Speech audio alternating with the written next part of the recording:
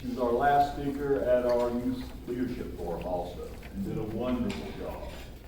Ladies and gentlemen, please welcome our speaker, Twinkle Cavanaugh. Thank you so much. I appreciate it. Thank you. I'm going to tell you, when I saw the key, I'll be honest with you, as much as I love this county, I was hoping it was the key to one of those gorgeous lake houses with a pretty view up here. But it is such a pleasure to be with y'all today at lunch, and thank you for the wonderful food. It's delicious.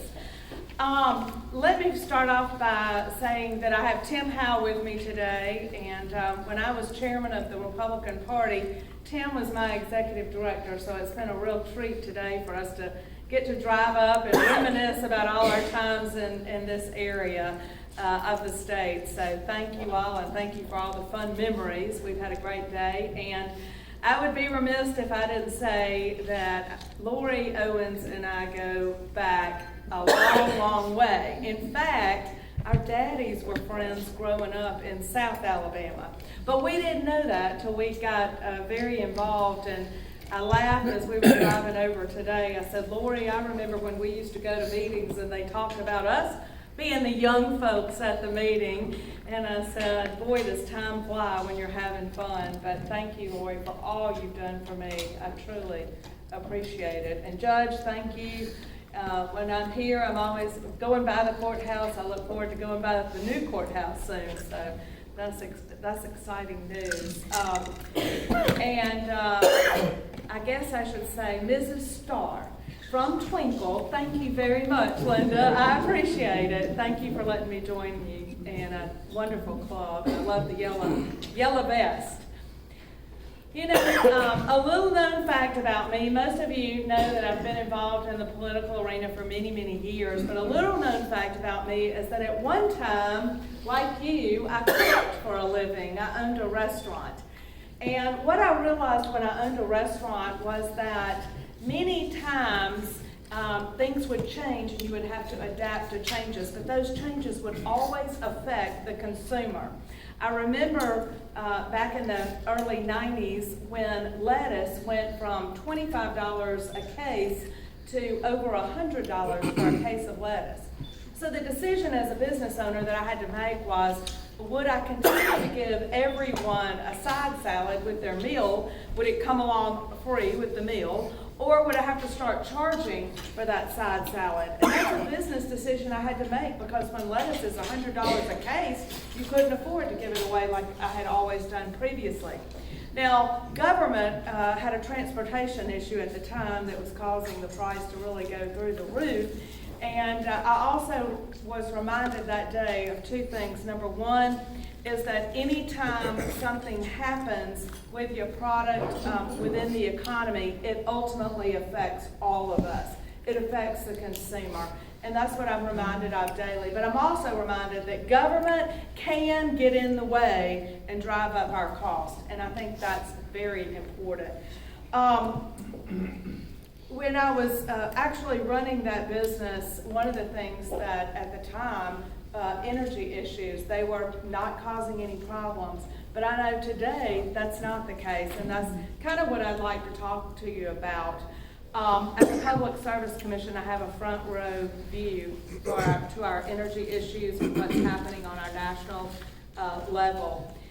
Inflation overall over the last 2 years has gone up 15%. So basically, if you were just to go out and buy a lot of different things or pay bills, you would think right at average of 15% higher than it was just 2 years ago. Gasoline for your car is up 73% over the last 2 years. Utilities as a whole, that means all utilities, some of that would be fuel price and some of it wouldn't. Your cable bill probably wouldn't be as affected by that as maybe, say, your gas bill or your power bill. But utilities as a whole are up 49%. That's a lot. That is really affecting consumers now. But folks, the thing that's driving our economy right now, oil is up 117%. How did we get here? Well, there are several different things I'd like to talk to you about, but I think policy, anytime a person in office enacts policy, there are consequences, and that's what we're dealing with today. In 2022, our current president said, after meeting with the Prime Minister of Japan, we are going through an incredible transition, and when this transition is over, we will be less reliant on fossil fuels. Well, that might sound great, but when you do away with fossil fuels or you make it harder for us to obtain those fossil fuels, it makes everything we do more expensive. Now, some of you might have seen recently on the news the catastrophe with the derailment in East Palestine. It is so sad when I see what is happening to those families. What I would think is that the people that call themselves environmentalists would be there protesting and beating down the door to protect those people in that area. But I have yet to see an environmentalist show up in that area. And the reason I bring that up today is because don't let the name fool you. These people that say they're all involved with our environment and they want us to have a better environment, they want to make sure we have clean water and all. That's not really what it's about. It is really about trying to change our way of life and do away with fossil fuels. Because I believe if they were truly environmentalists, they would be right now in East Palestine, because that is a true environmental disaster. I'm going to share with you one example when I talk about what's happening to our fossil fuels, how policy does make a difference, and how it really has nothing to do with the environment like they keep telling us. They keep talking about the Green New Deal and how it will help our environment. When President Biden took office, the very first thing that he signed was to do away with the Keystone Pipeline. Now, I know you've heard about the Keystone Pipeline. I know you've heard that they stopped the production of the Keystone Pipeline, but you might not know the actual facts and figures behind it, and that's what I think is so important. The Keystone Pipeline is a pipeline that our government was building to take oil from the tar sands of Canada down to our refineries on the Gulf Coast. And that oil is something that we desperately need, and it was basically 800,000 barrels of oil per day. 800,000 barrels a day. Now, you might say, well, now that we don't have that pipeline, what are we going to do? Well, we're still getting that oil from Canada to our refineries, but instead of putting it on a pipeline, we are either putting it on a tanker truck or a tanker rail car on a railroad. But let me share with you what that means. If you put 800,000 barrels of oil daily, if you bring it south, it takes 1,125 tanker cars on a train. 1,125. Well, let me help you do the math here. You bring it down from Canada down to the Gulf Coast on 1,125 train cars. Well, the next load, what do you have to do? You got to take those train cars all the way back up north. So really, you're talking about 2,250 train cars a day to move that 800,000 barrels of oil. Now, if you were to move it with a truck, with tanker trucks, tanker 18-wheelers, it would take 3,750 per day on our highway moving oil. So how is this economically or more environmentally friendly? I would suggest that it is neither. At the Public Service Commission, where you are kind enough to let me serve you, I regulate at that commission trucking, trains, and pipelines. So I think I know a little bit about them, and I can assure you the safest and the most environmentally friendly way to get that oil from Canada down to our Gulf Coast is a pipeline, because a pipeline runs one way and you don't see a pipeline accident like you do derailment of a train or an accident with an 18-wheeler. So this doesn't make environmental nor does it make monetary sense to do away with that pipeline. But what we're seeing is our federal government right now doing the same thing when it comes to all ways of getting our oil. They are doing their best to choke off our domestic oil production. And we've also seen them use our emergency strategic oil reserve for what I call political reasons to get the gas prices down. Now, the reality is we could get those gas prices down. If you think about it, we could get those down just by producing more oil. I like to explain because I realize sometimes people don't even realize it, but when you talk about the price of oil going up 117% over the last 2 years, let's talk about what all uses oil in this room. First of all, you probably got in your car and you used oil to get here. I think the plate we're eating on is a plastic plate. Plastics are made, they are a byproduct of oil. I forgot to say, you put gasoline in your car. Gasoline is made from oil. It's a byproduct. Plastic is. We've got beautiful fruits and vegetables on our plates today. Farmers require fertilizers for their fruits and vegetables, and they require fertilizer if you're a cattle farmer or you have somebody grazing, some animal grazing on your grass, you got to have fertilizers. Fertilizers are a byproduct of oil. So when the price of oil goes up 117%, everything in our economy is going to, the price is going to increase. And these numbers are affecting families majorly. In fact, 2 years ago, oil was selling for $50 a barrel. Today, if you look at the spot market, it's $77 a barrel, but it has gone over the last 2 years, especially most of last year, up to $123 a barrel. When you talk about natural gas has gone as high as $10. In fact, last year, it stayed between $6 and $10 for most of the year. Last year. Today it is down, it is back down to $2.26. But natural gas prices fluctuate majorly. But as natural gas prices go up, what happens is your heating bill rises and your power bill rises because we make much of our power in the state of Alabama using natural gas. Now, the big question that people keep asking is, well, if we can be energy independent, why are we not? If businesses could make money, why are they not going out and making that money? Investing in natural gas or drilling for natural gas or fracking for it or drilling for oil, all of these things are very expensive investments with very long-term payoffs. And so most people with big money in their pockets, they want to make sure that whatever they're investing in is going to pay large dividends in the future. So they're not investing in fossil fuels right now because if you are constantly turning on your television or reading your papers or wherever you get your news and finding out that our federal folks are doing everything they can to make fossil fuels go out of business, then you're probably not going to make investments in those fossil fuels. So it's getting harder and harder to get people to invest in that.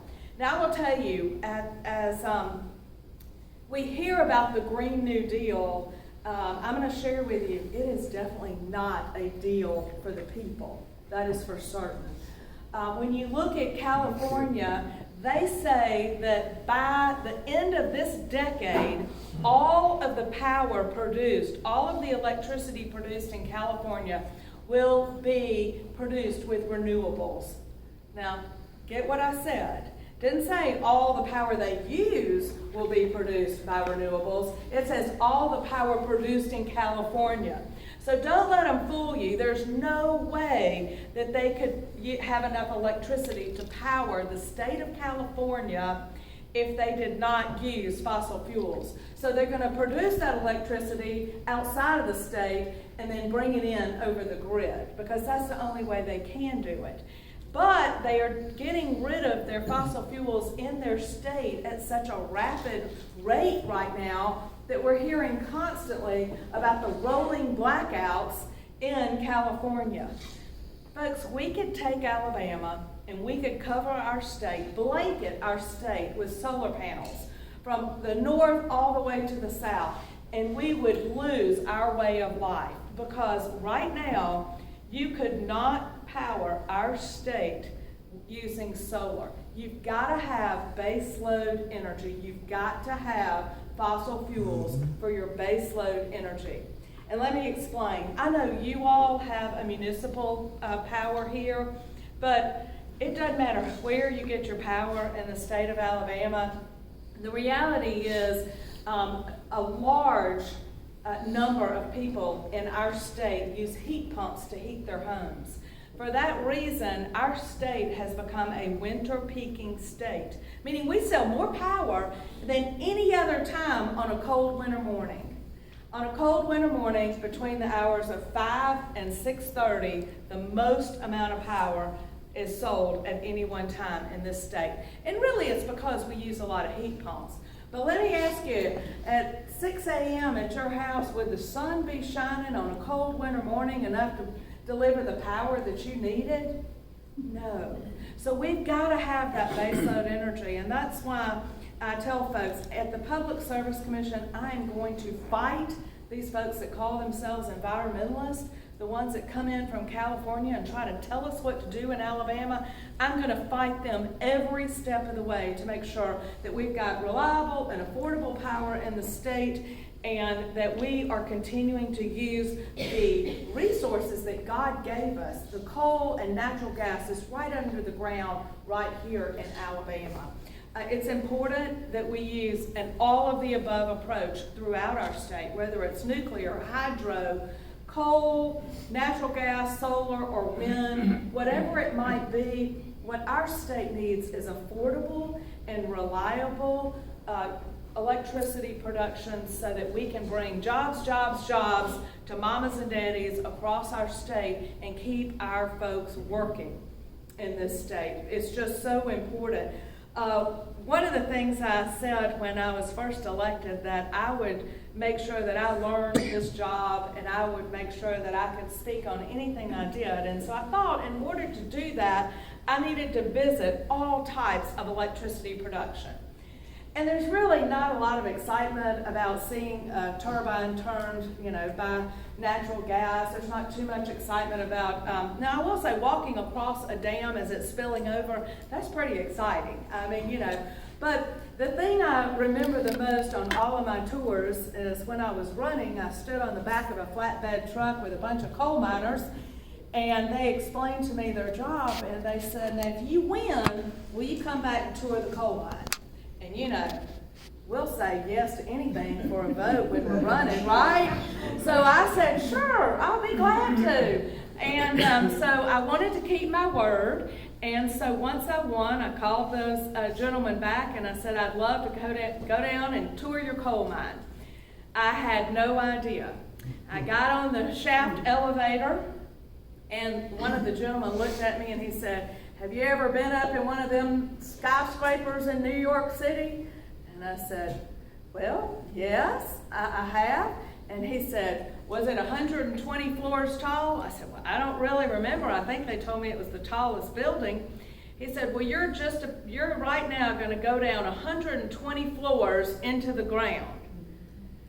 If I told you I wasn't nervous, I would not be telling the truth. I was sweating. But when I got down there, it was beautiful. Let me tell you a little bit about a coal mine. If you think a coal mine, when you get down there, is black, raise your hand. Of course we all do. I did. When you get to the bottom of a coal mine and you walk out of the elevator, and it's an open elevator, you really see it when you get down. When you hit the bottom, it's all white. It's beautiful. It looks like it snowed down there. If you will recall back when you were younger and you opened a little thing of 2-cent bubble gum, I think it was a penny when I was a kid, but you untwist it and you open it up and it's got a little white powder in there, that's called marble dust. It's also produced in Alabama. But they spray all of the walls of a coal mine with marble dust so that coal doesn't fall off the walls and get in people's lungs. It is a very high-tech operation now. There was no mule, no pickaxe. It was totally not what I expected, but those gentlemen do a wonderful job. They also drive Humvees right through the middle of the coal mine at about 30 to 40 miles an hour, and you're about this far off the wall. It'll scare you to death.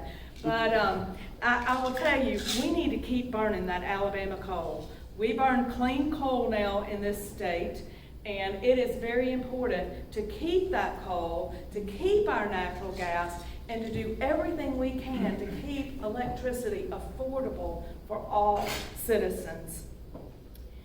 I've probably today given you a little bit of the negative story about what's happening in our country, because I think we're all a little bit frustrated. We turn on the news and we go to the grocery store and we put gas in our car and we realize everything's going up except for maybe our salary and what we're making, or we're retired and they're not sending more money in our Social Security. And so it's frustrating right now. So a lot of times when I end talking to a group, someone will raise their hand and say, well, what can we do about all this? Well, I've thought about this for a long time, and I keep asking, what can I do? What can I do? And I've always said, I believe in the power of prayer. And I believe that we can change this country with prayer. And I know I'm at a Lions Club meeting, but let me just say, I believe that if a prisoner in a high security, maximum security prison in California, through his prayers, could be the reason that Chuck Colson was able to start prison ministries, then I believe our prayers right now for our country can change America. Think about the number of people that have been incarcerated in our country, that have had somebody come and tell them about the good news. It's all because one prisoner out in California, when the head of the Federal Bureau of Prisons went to California, he was not a believer. And that prisoner, when he saw this big wig come in, said, "Sir, I pray for you every day." This guy shook his head. He went back to Washington, never thought about it again until Chuck Colson came into his office. And for those of you who don't know Chuck Colson was the hatchet man under President Nixon during Watergate, who wound up going to prison. But this gentleman had prayed for the head of the prison bureau out of Washington, D.C. So when Chuck Colson went to see the head of the prisons to ask him to start prison ministries, this gentleman said, "Well, I got one question for you. Why in the world would a prisoner that I put in prison pray for me?" Chuck Colson said, "Because he's a Christian, and we're told to love our neighbor and to pray for those in charge. Even if you don't like them, pray for them." And the guy looked at Chuck Colson and said, "I don't know what you want to do in these prisons, but if you can make all my prisoners like that guy, go do it." And that's how prison ministries were started under Chuck Colson. He's now dead, he's deceased, he died in 2012, but it continues to this day in numerous countries and all across our country. So I believe if that one unknown prisoner in a maximum security facility in California could be praying, nobody to this day even knows that gentleman's name. God knows his name, and he made a difference. We can too.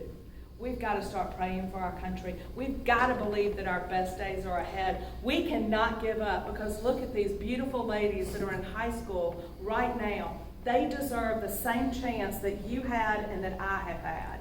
We've had an opportunity to live the American dream. We've been able to say what we want to be in life and where we want to go. I think we owe it to the next generation to do the same thing. So I want to encourage, especially you ladies back there, please stay involved. Let's pray for our country, and let's pray for our leaders even when we don't agree with them. And I think we will still have the best America yet. Thank you all. God bless.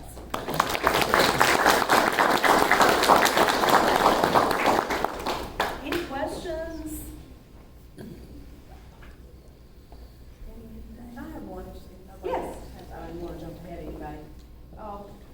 assuming that public service commissions, their function might differ slightly from state to state. Yes. So, is there a national organization that you're involved in, you attend? And I guess if you would just hit on what variation is out there with what other commissions have. The Public Service Commission in Alabama, along with almost every other state in the nation, was started as the Railroad Commission. Because back in the 1800s, every state had a railroad commission. Because when a train stopped in your community, it thrived. If it stopped stopping in your community, the community usually dried up and withered and died. So it was a very important commission. But over the years, most of them have changed the name to a Public Service Commission or a Public Utilities Commission. It depends on, what their duties are. Our duties are all given to us by the Alabama legislature. So when the legislature wants us to do something, they put it under the commission. Commissions can have anywhere from 3 to, I think the largest commission in the country has 9 members. Our commission has 3. I serve as the president. I have 2 colleagues, Jeremy Oden and Chip Beaker. Both serve on the commission in place 1 and place 2. They run during a gubernatorial year. I run during the presidential year, the same as that election cycle. But we all meet together. Only 11 of the 50 public utilities commissions or public service commissions are elected. The others are appointed by, different makeups, either appointed by the governor, the legislature, or different groups appoint their commissions. There are 11 commissions still elected, and most of those are in the southeast that are elected. We run statewide. Many commissions are done by district. Georgia and Mississippi elect their commissioners, in districts, just like we do our congressional offices. But we, just so you know, just a little quick, we regulate Alabama Power, Spire Gas, Wheeler Basin Gas. We regulate some water, some wastewater. We regulate taxis, Uber drivers, Lyft drivers. We do all gas pipeline safety throughout the state. We regulate real-time insurance for 18-wheelers, and I'm sure there's something else I've left out. But a lot of different things. When I tell people what do we do at the commission, the best way to explain it, anything the legislature doesn't want to do, they put at the commission. So that's basically our responsibility. But at our national meetings, a lot of energy policy is set. A lot of times we fight energy policy. I've testified before the EPA. And I'm going to be honest with you, there's a guy over in Mississippi that sits on their commission. And he's Elvis's cousin, so I call him Elvis. His name is Brandon Presley. He's currently, I think, running for governor, but I think he gave the best testimony in front of the EPA of anybody I've ever heard. He's a country boy, and when I call them the big wigs coming out of New York and fancy Pennsylvania and all the big cities, and Elvis sits down in his chair and he says, he said in Mississippi, and I think we could say it in Alabama, I know y'all like to come up with all these fancy rules and govern things and try to have them the way y'all want, but I'll be honest with you, we don't believe in all this green energy. We believe in what's green in my pocket. And he pulled out a dollar bill and he said, most of my constituents are working on paying their rent, paying their bills, and making sure they can take care of their family and go buy their groceries. And all this crazy agenda y'all have come up with, it isn't working. I want to keep more of this green stuff in my pocket, and so do my people. And I thought, you know what? Everybody's giving this elaborate speech in front of the EPA for testimony, including my, 5-page written, very technical speech. And this guy has said what I wanted to say in about, 2 minutes, and we all understood it. So I think sometimes at these meetings they become way too technical, and somebody has to bring it back to earth and say, look, this is about living life, and it's about taking care of our families and having the freedoms that we enjoy in America. So I won't say I enjoy the meetings. I go to the meetings. Sometimes they frustrate me so much I wish I hadn't gone. Because a lot of these people aren't elected, like I said, there are only 11 that still elect their commissions, and they don't really have to answer to the people in their community. When you're not elected, you're not answering to the people, and I think that makes it very hard. Who regulates TVA? It's a board, and that board is appointed by the president, and I believe the Some big head of the wigs. Senate, but, yes, sir. But we don't have anything to do with TVA. But now, it is a government subsidized system, so it, you know, it should be a less expensive way to get your power, but I don't know. I'll keep it at that. Any other? Yes, sir. I've got friends in Birmingham and Tuscaloosa that have had trouble with water companies and sewer lines, etc. Those were not very common when the PLC was set up. Is there any movement in the legislature to expand oversight of these? Yes, now, the Birmingham Waterworks, there has been a bill every year, but it has not passed, and so we do not regulate the Birmingham Waterworks. However, there were two bills that are what are they called? Amendments last year that you all were able to vote on, and it was for us to regulate a sewer system in Tuscaloosa and one in Birmingham, North Birmingham. And so we took over regulating both of those in January. But yes, all it takes is legislation. I always tell people, regulation does not make something cheaper, but it definitely makes it fair, and that's the purpose of it. When you don't have a voice, it gives you a voice with that company. Thank you all so much. Thank you, Linda. I appreciate it. Thank you, thank you. We got a little presentation that we want to give to you from the Lions Club. You were so Thank you for kind. coming in. I should be giving you all a gift. Thank you for letting me be here today. This is